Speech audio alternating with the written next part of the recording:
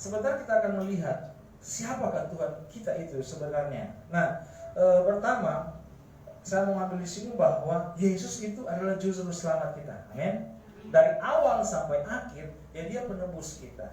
Dari awal sampai akhir, Yesus Kristus adalah juru selamat. Mari kita buktikan. Ya, mari kita lihat di dalam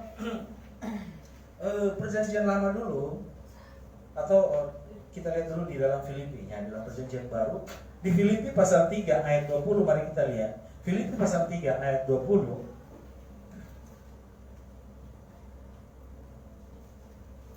Karena kewargaan kita adalah di dalam sorga, dan dari situ juga kita menantikan Tuhan Yesus Kristus sebagai juru selamat. Tuhan Yesus Kristus sebagai juru selamat. Nah, coba kita lihat kembali ke ayat-ayat nubuatan di dalam Yesaya pasal 43. Yesaya 43 ayat 11. Yesaya 43 ayat 11 sudah dinubuatkan. Ya.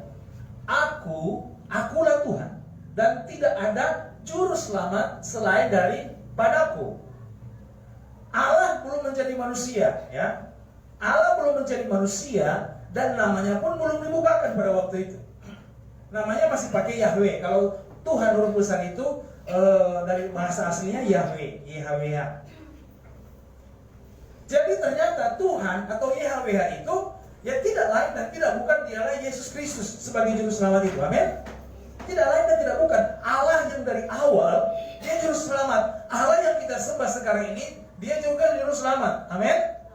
Mari kita lihat ada satu ayat. Ya, ini sudah 2 ayat yang kita perhatikan. Akulah Tuhan, dan tidak ada juru selamat lain. Dan boleh dikatakan tidak ada Tuhan yang lain, tidak ada Allah yang lain. Karena yang menyelamatkan itu hanya Allah sendiri, hanya Tuhan sendiri. Terus kalau kita lihat ayat yang berhubungan dengan ayat ini, akulah Tuhan, ya kan? Mari kita lihat di dalam Kisah Rasul pasal 9 ayat 5, waktu Yesus itu kalau menurut saya itu dia menyatakan diri kepada Saulus. Waktu itu masih Saulus, kemudian jadi Paulus. Kisah Rasul 9 ayat 5. Jawab Saulus, siapakah engkau Tuhan? Ya kan? Siapakah engkau Tuhan? Saulus ini dia digembleng dengan Taurat. Saulus ini seorang yang pakar atau ahli Taurat, ya. Dia tahu semua ahli Taurat, dia tahu semua mengenai kitab Taurat, dia belajar dari Gamaliel. Nah, waktu dia bertanya, siapa sih engkau Tuhan? Ternyata dia pun ya memang dia nggak tahu kalau Yesus itu Tuhan gitu. Maka dia bertanya, siapakah engkau Tuhan? Nah, akulah Yesus yang kau aniaya itu. Berarti di situ Yesus memberikan pernyataan ini juga untuk kita semua bahwa Yesus itu Tuhan. Amin. Nah, kalau kita lihat ke belakang di dalam Yesaya 43 tadi, Yesaya 43 di ayat yang keberapa tadi dikatakan bahwa akulah Tuhan, tidak ada yang lain, ya kan? Tidak ada juru selamat lain. Akulah Tuhan, berarti Yesus itu sudah ada dari awal. Amin. Waktu menciptakan segala sesuatu, Yesus sudah ada dulu, baru dia menciptakan segala sesuatu. Kemudian dia ada juga sekarang ini bersama dengan kita, dan dia nanti ada juga yang akan datang, karena dia Alfa dan Omega itu. Amin. Akulah Tuhan. Lebih lengkap, lebih jelas lagi di Wahyu 22 ayat 16. Gak apa-apa saya ulang-ulang ayat ini supaya kita tertanam di dalam pikiran kita. Ya, Wahyu pasal 22 ayat 16, mari kita lihat. Aku, Yesus, telah mengutus malaikatku untuk memberi kesaksian tentang semuanya ini kepada bagi jemaat-jemaat. Ya, sampai di situ saja. Ya, dan yang saya mau ambil di sini bahwa dia terus terang. Kalau dulu dia pakai bahasa-bahasa kiasan, ya kan? Waktu di zaman nanti sebentar kita akan lihat. Dulu dia pakai bahasa kiasan mengenai Bapa, ya kan? Tapi dia pesan nanti tidak usah lagi, ya. Dia tidak untuk berdoa kepada Bapa. Dia pesan seperti itu karena dia tadinya pakai bahasa-bahasa kiasan. Nah, tetapi dia nanti berterus terang. Nah, di saat ini, ya, dia sudah berterus terang bahwa dia Yesus. Amin. Maka dia bilang kalau meminta ya udah minta dalam nama Yesus. Berdoa kepada Yesus, minta di dalam nama Yesus. Semua di dalam nama Yesus. Amin. Karena di dalam nama Yesus ada kuasa, ya. Tidak ada satu kuasa pun yang sanggup melawan kuasa Tuhan Yesus. Dia pencipta segala sesuatu. Kalau tidak ada dia, semua tidak ada, ya. Semua dijadikan oleh dia, untuk kemuliaan nama Tuhan. Nah, sekarang Bapak Ibu Saudara yang dikasihi Tuhan, saya ingin membawa kita pada pengertian lebih mendalam, ya. Karena begini, di saat-saat ini, ya, seringkali orang masih bingung gitu kan, bingung bahkan ya gagal paham, ya, seperti itu.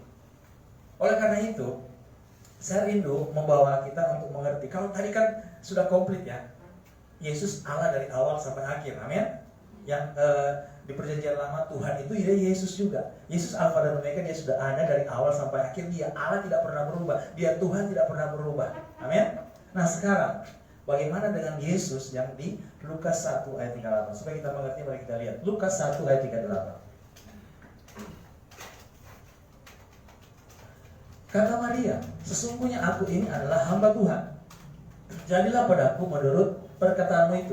Lalu malaikat itu meninggalkan dia. Maria, hamba Tuhan. Tuhan itu siapa? Yesus, ya. Allah yang di surga, Allah yang maha kuasa di surga tidak pernah tidak ada. Ada terus. Nah, kemudian Tuhan mau memakai Maria, ya, untuk Tuhan mau pakai Maria untuk istilahnya melahirkan manusia Yesus. Nah, mari kita lihat lagi. Sekarang yang jadi pertanyaan, ya, sebentar nanti saya buka mengenai Maria. Saya ini berbicara sedikit mengenai Maria, tapi sesuai firman Tuhan, ya. Artinya sesuai apa yang tertulis, bukan sesuai dengan doktrin, bukan sesuai dengan ajaran manusia. Karena firman Tuhan marah kalau kita itu hanya mengajarkan ajaran manusia. Makanya Tuhan bilang, percuma kamu beribadah kepada Tuhan, tetapi yang kamu ajarkan adalah perintah manusia yang dihafalkan. Itu diulang-ulang. Itu sangat bahaya. Manusia tidak bisa memberikan keselamatan. Juru selamat cuma satu, Yesus Kristus Tuhan. Amin. Yang kita ajarkan harus ajaran atau perintah Tuhan. Mari kita lihat. Kita maju ke ayat 46-47. Lukas 1 ayat 46 sampai 47. Mari kita lihat. Lalu kata Maria, jiwaku memuliakan Tuhan. Tuhan itu siapa? Ayat 47. Dan hatiku bergembira karena Allah juru selamatku. Maria berarti dia menyembah Allah. Allah itu siapa sih? Yesus. Yesus yang di surga tetap gitu. Yesus yang di surga tetap, di Alfa dan Omega, tidak pernah dia berubah. Dia tetap di surga, bertahta di surga tetap. Tetapi waktu dia menjadi manusia, memang rohnya, kan Maria kan lahir apa? Yesus itu dari Roh Kudus, ya kan? Dari Roh Allah itu yang memakai Maria untuk jadi Yesus yang manusia itu. Tetapi Allah di surga itu tetap ada. Makanya Yesus mengatakan Bapa di surga, ya dia juga gitu. Makanya dia bilang bahasa kiasan supaya orang bisa mengerti gitu. Ada Bapa di surga, sebenarnya Bapa di surga itu dia juga. Makanya waktu Filipus bertanya, Tuhan, tunjukkan Bapa itu kepada kami. Yesus cuma bilang, kamu lihat aku, lihat Bapa. Akulah Bapa itu. Jadi memakai bahasa kiasan. Bukan berarti Bapa itu ada. Saya berani mengatakan itu karena di dalam Yohanes 5 ayat 37, ya, mari kita lihat. Yohanes 5 ayat 37. Mari kita lihat. Bapa yang mengutus aku, dialah yang bersaksi tentang aku. Kamu tidak pernah mendengar apa? Suaranya. Rupanya pun tak pernah kamu lihat. Bapa itu hanya bahasa kiasan Yesus untuk dirinya sendiri, iya kan? Tidak ada suaranya. Yang berkata-kata selalu Yesus, ya kan? Yang mengampuni dosa Yesus. Apalagi yang menyelamatkan satu-satunya Yesus, tidak ada yang lain. Yang menciptakan segala sesuatu Yesus. Bapa itu hanya bahasa yang dia pakai. Waktu dia menjadi manusia, roh Allah yang menjadi manusia, yang di surga itu Yesus juga. Tapi dia pakai bahasa biasa Bapa. Makanya dia selalu klarifikasi. Yang kalian ini kan dikatakan yang mengutus aku. Ayat pendukungnya Yohanes 12 ayat 45 ya. Kita lihat siapa yang mengutus. Yohanes 12 ayat 45. Dan barang siapa melihat aku, melihat siapa? Melihat Yesus, ia melihat dia yang mengutus aku. Yang mengutus tadi katanya kan Bapa. Ya dia juga yang mengutus dia, amin. Yesus yang Allah yang di surga mengutus dia yang menjadi manusia, roh Allah yang ada di dalam Yesus waktu jadi manusia. Nah, sekarang kita lihat ya, kita berbicara mengenai Maria. Maria pun menyembah Allah yang di surga itu. Ya, karena Yesus juga. Ada pertanyaan mengatakan begini. Ini saya pakai bahasa-bahasa mungkin yang kurang menarik supaya kita mengerti.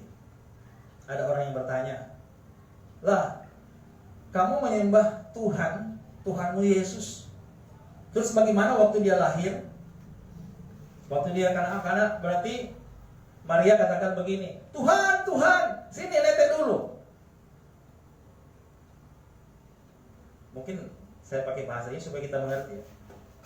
Kira-kira seperti itu nggak? Ini bahasa ledekan dari orang-orang yang tidak percaya Yesus. Tuhan, Tuhan, sini lihat dulu. Karena dia jadi bayi kan? Kira-kira benar nggak? Ya memang dia jadi, nggak, memang dia manusia. Dia manusia, waktu dia menjadi manusia ceritanya. Waktu Yesus menjadi manusia, dia kan lahir dari Maria, keluar dari Maria. Dia keluar dari Maria. Waktu dia bayi, misalnya nih, netek gitu misalnya. Ini pemikiran orang yang di luar Yesus. Saya cuma pinjam bahasa gitu. Kita tidak bisa menyalahkan mereka. Karena memang Yesus manusia mengosongkan diri dari kesetaranya dengan Allah kan? Dia menjadi hamba seperti manusia. Berarti maksudnya yang saya mau tangkap di sini bahwa waktu dia jadi manusia, statusnya dia tinggalkan kealahan. Berarti dia dia tinggalkan statusnya sebagai Tuhan. Jadi manusia. Jadi anak. Kenapa dikatakan anak Allah? Karena berasal dari Allah. Maksudnya supaya kita mengerti. Nah, biar kita mengerti, coba kita lihat di dalam Kisah Rasul. Kisah Rasul pasal 4. Maaf. Kisah Rasul 2 ayat 36. Kisah Rasul 2 ayat 36. Jadi seluruh kaum Israel harus tahu dengan pasti bahwa Allah telah membuat Yesus yang kamu salibkan itu menjadi Tuhan dan Kristus. Yesus yang tadinya manusia yang mati itu akhirnya dibuat oleh Allah menjadi Tuhan dan Kristus. Artinya apa? Berarti waktu dia jadi manusia dia belum tidak sepenuhnya Allah. Kan dia mengosongkan diri dari kesetaranya dengan Allah menjadi manusia. Dia bisa mati. Kok Allah bisa mati? Ya kan? Jadi Yesus yang anak manusia itu yang memang dia manusia. Tapi dia memiliki roh Allah beda dengan kita. Dia aja lahir dari Roh Kudus. Karena memang dia memberitakan Injil kerajaan Allah. Dia memberitakan mengenai Yesus, mengenai dia juga yang ada di surga. Cuma karena berhadapan dengan manusia, ya gitu. Dia harus menjadi manusia, dia merendahkan diri. Tapi dia penuh dengan kuasa dan dia tidak pernah melakukan dosa. Dia memang tidak bisa melakukan dosa, bukan? Memang tidak bisa melakukan dosa. Dia suci, kudus. Amin. Bukan dia nggak bisa, tapi memang dia nggak bisa dia, nggak bakalan dia melakukan dosa. Nah, sekarang kita lihat Lukas 2 ayat 7. Nah ini kita lebih condong melihat Yesus yang manusia ya. Lukas 2 ayat 7. Tapi kita sudah clear dulu ya bahwa sekarang kita menyembah Allah yang juru selamat, yang Alfa dan Omega ya. Ini cuma flashback kembali kawan. Kita cuma melihat kembali sejarah yang pernah terjadi. Lukas 2 ayat 7. Dan ia melahirkan seorang anak laki-laki. Anaknya yang sulung. Siapa sih anak sulung? Bapak Eljo. Kalau anak sulung berarti ada adik. Ya. Anak sulung dari Maria. Anak pertama dari Maria. Berarti masih ada adik-adiknya. Ya. Kalau ada adik-adiknya, maaf ya. Bisa dikatakan perawan. Dia ibu rumah tangga biasa. Karena dia masih melahirkan adik-adiknya, ya kan? Ini firman Tuhan loh. Kita harus tegas. Ini firman Tuhan. Jangan sampai kita meninggalkan ayat-ayat ini. Anaknya yang sulung lalu dibungkusnya dengan lampin dan dibaringkannya di dalam palungan karena tidak ada tempat bagi mereka di rumah penginapan. Ya, ada banyak pengertian yang lain. Tapi saya mau ambil di sini. Yesus yang menjadi anak manusia itu, dia lahir dari Maria. Kemudian kita lanjut. Markus 6 ayat 3. Ternyata Yesus pernah jadi tukang kayu. Oke, saya mau ngambil sisi Yesus bahwa waktu dia menjadi manusia. Markus 6 ayat 39.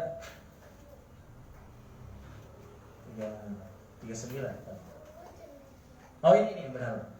Bukankah ia ini tukang kayu? Dulu kan kita pikir anak tukang kayu, ternyata dia juga pernah jadi tukang kayu. Bukankah ia ini tukang kayu? Anak Maria. Saudara siapa?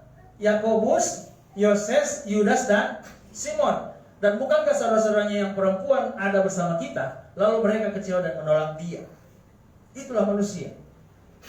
Mereka tidak mau menerima kalau Yesus itu lahir dari Maria. Orang-orang Yahudi nggak terima. Tuhan kan harusnya, kalau dulu kan Tuhan datang dari tiang awan, tiang api gitu.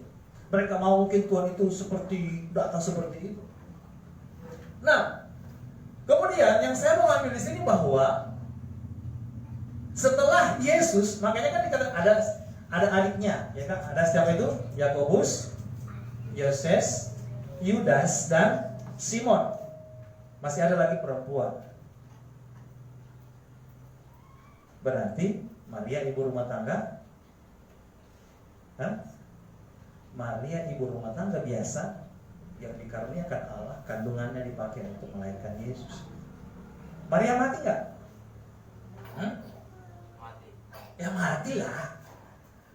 Yang bisa bangkit cuma satu, Allah. Yesus yang adalah Allah itu. Makanya Yesus bilang tidak boleh menyembah yang lain, harus menyembah Yesus sendiri. Amin. Malaikat pun tidak bisa disembah. Saya ulang-ulang ya ayat ini, Wahyu 22 ayat 3 itu, jangan menyembah yang lain. Malaikat pun takut kalau dia disembah, ya kan? Malaikat takut. Waktu Yohanes diberikan pernyataan yang besar, terus Yohanes mau menyembah malaikat bilang, jangan kamu sembah saya. Karena malaikat yang mau disembah itu cuma iblis, selain Tuhan yang mau disembah iblis. Waktu Yesus menjadi manusia kan dia tawarkan. Iblis tawarkan, kalau kamu menyembah aku akan memberikan semua dunia ini. Begitu katanya. Yang mau disembah itu cuma iblis.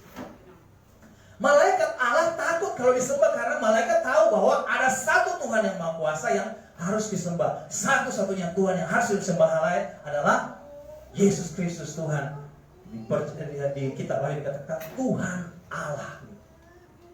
Hanya dia yang harus disembah. Semua manusia yang pada akhirnya mati tidak boleh disembah. Amin. Tidak boleh disembah. Tidak akan mendapatkan apa-apa.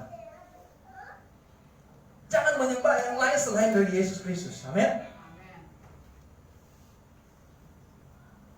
Dalam hal ini Bapak Ibu, kita harus tegas. Jangan menyembah yang lain selain Tuhan Yesus Kristus. Maria pun jangan disembah. Jangan berdoa kepada Maria. Yesus pesan apa? Berdoa kepada Yesus. Jangan berdoa kepada Maria. Saya tegas mengatakan ini firman Tuhan. Lanjut. Lukas 24 ayat 10. Lukas 24 ayat 10. Mari kita lihat. Perempuan-perempuan itu ialah Maria dan Magdala, dan Yohana dan Maria ibu Yakobus. Maria ibu Yakobus. Sudah Maria ibu Yakobus ini berarti Maria itu ibu Yesus itu. Kenapa dirubah jadi ibu Yakobus? Kira-kira kita bisa makan. Kok dibilang tidak lagi dikatakan ibu Yesus? Memberikan petunjuk bahwa Maria itu manusia biasa, ibunya Yakobus, iya kan? Yesus yang Allah itu sudah kembali ke surga, tidak lagi dikatakan dia ibu Yesus. Tapi memang ya, dia pernah lahir dari Yesus, pernah lahir dari Maria. Tapi Yesus yang sekarang itu memberikan petunjuk bahwa Maria manusia biasa. Dan perempuan-perempuan lain juga yang bersama-sama dengan mereka memberitahukannya kepada rasul-rasul. Mari kita lanjut ke Markus 15 ayat 47. Markus 15 ayat 47. Maria Magdalena dan Maria ibu Yesus melihat di mana Yesus dibaringkan. Nah, di sini Maria Magdalena dan Maria ibu Yoses. Tadi ibu Yakobus, sekarang ibu Yoses. Yakobus, Yoses. Ini maksudnya saya membuka pengertian kita. Ada lagi satu ayat yang lebih lengkap. Yohanes 19 ayat 25. Itu adik-adik Yesus ya. Yohanes 19 ayat 25. Ini lebih lengkap. Yohanes 19 ayat 25. Nah, dan dekat salib Yesus berdiri ibunya dan saudara ibunya, Maria istri Klopas dan Maria Magdalena. Ya. Ada Yoses nggak sih? Hah? Berarti yang di Matius tadi. Dikatakan ibu Yakobus, ibu Yoses. Di sini juga kita melihat bahwa Maria ini, ya ia bersama-sama dengan mereka, dengan Maria Magdalena, ya kan? Dan kemudian waktu Yesus di kayu salib sebelum dia mati, dia bilang dia menyerahkan Maria kepada anak kesayangannya, kepada Yohanes, kepada murid rasul atau murid yang dikasihinya. Dia titipkan Maria kepada Yohanes. Ya, makanya kan waktu Yohanes di Pulau Patmos itu kan ada disinggung mengenai Maria. Maria mati di mana ada ayatnya di situ disinggung. Jadi Bapak Ibu sering kasih Tuhan, waktu Yesus menjadi manusia, ya itulah kita harus pahami bahwa memang dia manusia yang tidak bercacat celah karena dia dari Roh Kudus. Dia bukan hasil hubungan Yusuf dan Maria. Kemudian sekarang kita akan kembali lagi melihat Yesus yang roh. Matius 26 ayat 64. Matius 26 ayat 64. Jawab Yesus, engkau telah mengatakannya, akan tetapi aku berkata kepadamu, mulai sekarang kamu akan melihat anak manusia duduk di sebelah kanan yang Maha Kuasa dan datang di atas awan-awan di langit. Bapak Ibu sering kasih Tuhan. Di sini dikatakan bahwa Yesus yang manusia, ya. Jadi ada Yesus yang anak manusia dan ada Yesus yang Allah yang di sorga. Itu maksud saya. Yesus yang anak manusia ini dikatakan bahwa nanti dia akan duduk di sebelah kanan yang Maha Kuasa. Yesus yang anak manusia nanti duduk di sebelah kanan yang Maha Kuasa. Contoh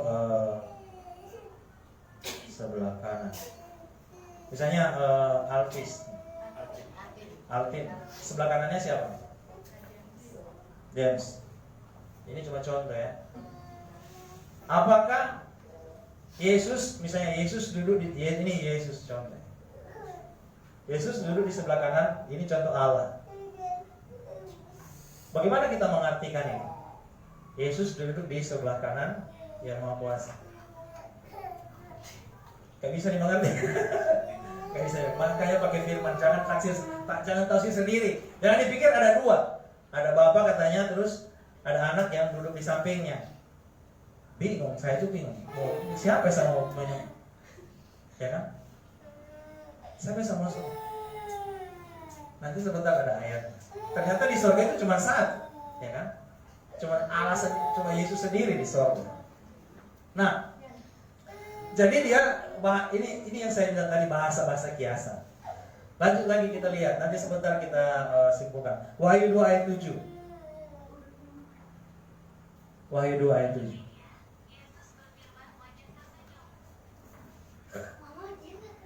Siapa bertelinga, hendaklah ia mendengarkan apa yang dikatakan Roh kepada jemaat-jemaat.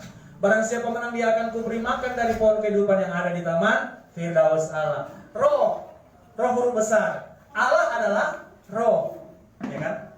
Berarti Yesus itu adalah roh itu. Bisa berkata-kata. Beda dengan Bapa. Bapa tadi gak bisa berkata-kata. Ya cuma bahasa kiasi. Roh bisa berkata-kata karena roh itu adalah Yesus. Allah adalah roh. Berarti Yesus yang kita sembah sampai sekarang Yesus yang roh itu. Kemudian lanjut ke ayat 11. Masih di Wahyu 2 ayat 11. Kita lihat. Siapa bertelinga, hendaklah ia mendengarkan apa yang dikatakan Roh kepada jemaat-jemaat. Siapa yang berkata ini? Yesus. Iya, Yesus juga, Yesus roh. Oke. Lanjut lagi. Ayat 17. Banyak ya. Siapa bertelinga, hendaklah ia mendengarkan apa yang dikatakan Roh. Roh berarti Yesus juga, Yesus yang roh gitu. Kan Allah itu roh, berarti Yesus itu roh. Amin. Lanjut lagi ayat 29 supaya kita mengerti ayat 29. Masih Wahyu 2 ayat 29. Siapa bertelinga hendaklah mendengarkan apa yang dikatakan Roh kepada jemaat-jemaat. Nah, jadi si Yesus itu roh. Lanjut lagi Wahyu 3 ayat 6 supaya kita puas. Wahyu 3 ayat 6. Siapa bertelinga hendak dia mendengarkan apa yang dikatakan Roh kepada jemaat-jemaat. Ayat 13. Betul, siapa baca? Wahyu 3 ayat 13. Baca. Siapa bertelinga, hendaklah ia mendengarkan apa yang dikatakan Roh kepada jemaat-jemaat. Apakah kita bertelinga? Apakah kita bertelinga? Amin. Satu lagi ayat 22. Baca. Siapa bertelinga, hendaklah ia mendengarkan apa yang dikatakan Roh kepada jemaat-jemaat. Amin. Siapa yang bertelinga di sini? Amin. Kita bertelinga? Amin. Dengarkan firman Tuhan. Dengarkan kata apa Roh. Dengarkan apa kata Yesus. Amin. Yesus berkata, akulah Alfa dan Omega ini. Nah, sekarang kita lihat Wahyu 14 ayat 13. Wahyu 14 ayat 13. Tolong baca. Ya, baca. Dan aku mendengarkan suara dari surga berkata, tuliskan, berbahagialah orang-orang mati yang mati dalam Tuhan sejak sekarang ini, sungguh, kata Roh, supaya mereka boleh beristirahat dari jerih lelah mereka, karena segala perbuatan mereka menyertai mereka. Kita perhatikan ayat ini. Roh yang berkata, berarti Yesus, roh yang berkata-kata ya. Bukan nanti ada sosok yang datang gitu, terus berkata-kata baru kita percaya. Roh saja, makanya kan kita menyembah dalam roh dan kebenaran, kita bisa kok mendapatkan sesuatu dari Tuhan Yesus. Nah, dikatakan begini. Berbahagialah orang yang mati, tetapi matinya di dalam Tuhan. Berbahagia, kalau cuma bilang berbahagialah orang yang mati, mau nggak mati? Hah? Ada sih yang mau mati? Apalagi masih muda-muda ya? Hah? Pasti nggak mau ya, takut mati. Iya, aduh sakit ini saya, takut mati. Tapi kok firman Tuhan bilang kan berbahagia. Apa sih kuncinya sehingga dikatakan berbahagia? Berbahagia orang yang mati. Karena orang yang mati dalam Tuhan. Mati dalam Tuhan. Berbahagia kalau mati dalam Tuhan. Coba kita lanjut. Kemudian sungguh kata Roh, supaya mereka yang beristirahat dalam jerih lelah mereka, karena segala perbuatan mereka menyertai mereka. Nah, supaya kita jangan salah mengerti. Di awal sudah dikatakan berbahagia orang yang mati dalam Tuhan, karena dia pasti selamat, karena Tuhan itu, Yesus itu juru selamat. Terus bagaimana dengan dosa-dosa? Nah, ini kita sharing di doa malam. Misalnya jangan pakai yang di sini. Misalnya jangan Jenny. Hah? Hah? Bang, jangan ada sama Bang. Tahu. Hah? Bang Jago ya? Oh, Cak Joko ya. Bang Jago. Bang Jago mati, meninggal. Terus dia di dalam Yesus gitu. Tetapi dia tidak minta ampun dosanya. Dia selamat nggak? Tapi dia dalam Yesus.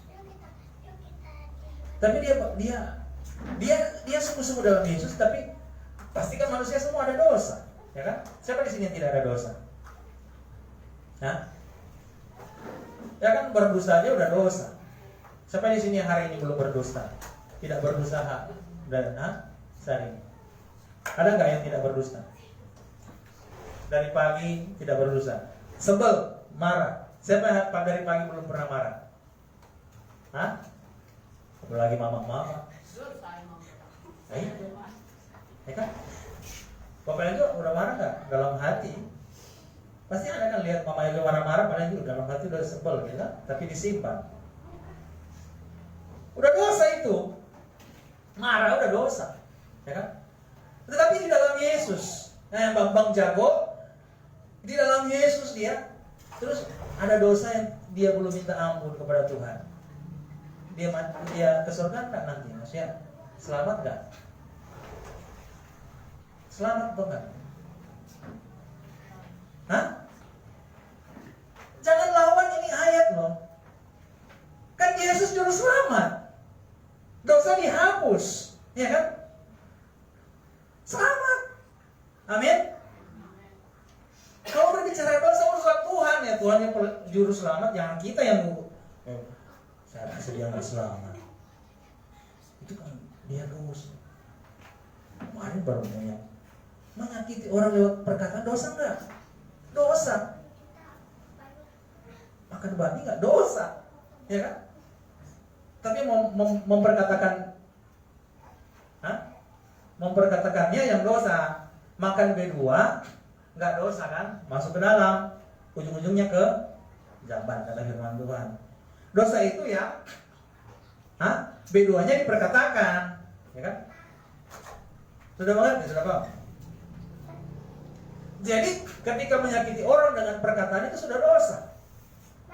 Terus kemudian Bang Jago baru menyakiti orang dengan perkataannya.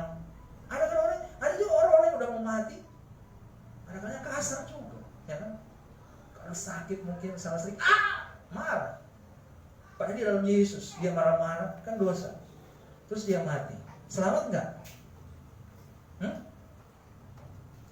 Kan ini yang mengatakan mati di dalam Tuhan berbahagia, berarti selamat, dosanya dihapus. Orang Yesus juru selamat. Kalau kita sudah menyembah Yesus juru selamat, selamat. Amin. Kita nggak usah nambah-nambah gitu.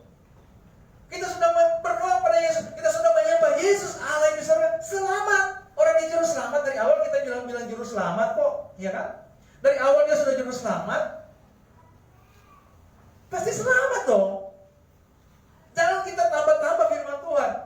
Kalau firman Tuhan bilang kita berbahagia, pasti selamat karena kita menyembah Yesus juru selamat. Kita ada di dalam Yesus, mati di dalam Yesus yang juru selamat, itu pasti selamat. Ya kan? Terus bagaimana dengan dosa-dosa tadi? Perbuatan-perbuatan ini nanti penghakiman kedua, pembagian mahkota. Dia banyak menyakiti orang yang gak dapat mahkota di surga. Gitu, ya. Tapi tetap dia di surga, tetap nanti selamat. Kan jalan keselamatan dalam Yesus.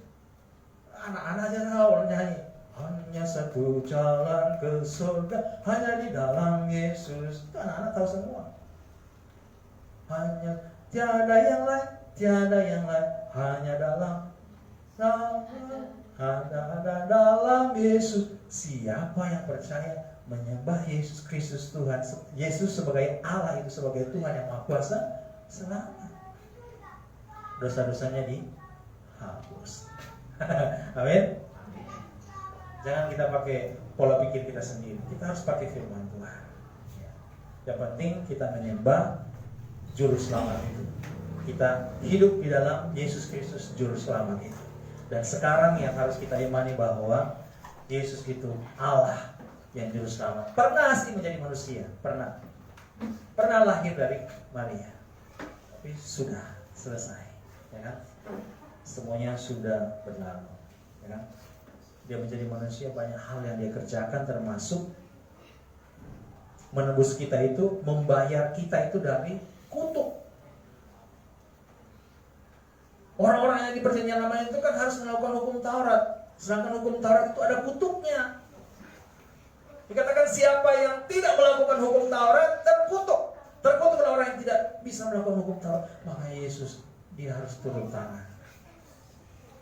Dia yang menggantikan, dia yang mati kayu salib. Karena yang dikatakan terkutuklah orang yang mati di kayu salib. Dialah yang menjadi tumbal, ya?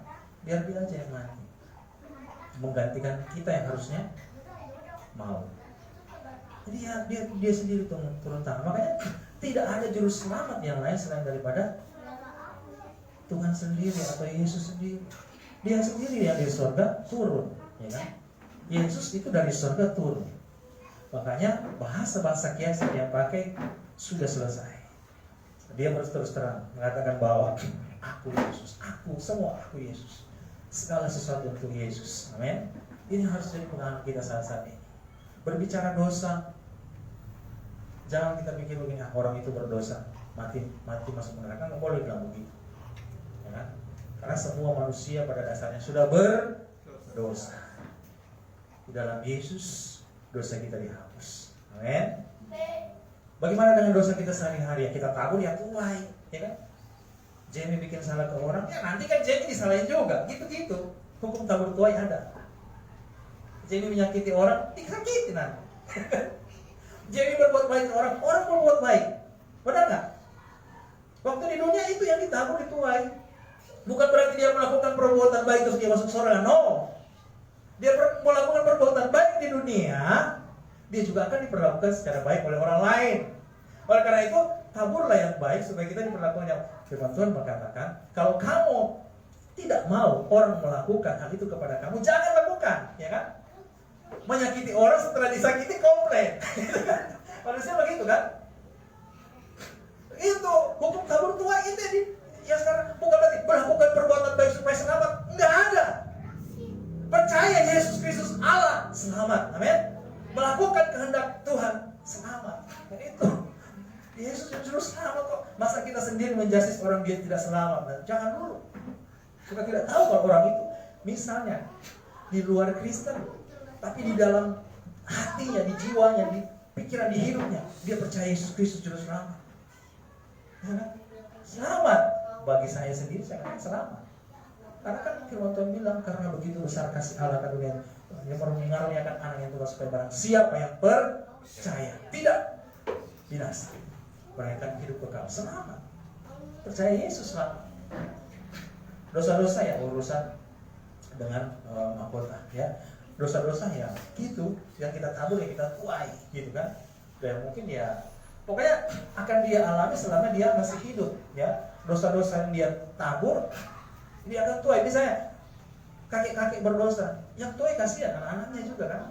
Sudah kakek-kakek berbuat dosa, ya kan? Nanti anak-anaknya yang dituai. Begitu. Puji Tuhan, demikian firman Tuhan pada saat ini. Biarlah kita memahami dengan benar bahwa saat ini kita menyembah Yesus Kristus yang adalah juru selamat, yang awal dan yang akhir, pernah menjadi manusia. Kita merayakan Natal ini supaya kita bisa mengingat bahwa Allah itu kok begitu mengasihi kita, sehingga dia harus turun tangan, dia harus menjadi manusia, ya. Dia meninggalkan kesetaraannya dengan Allah, ya. Dia meninggalkan kealahannya, dia menjadi manusia. Itu berbicara juga kerendahan hati.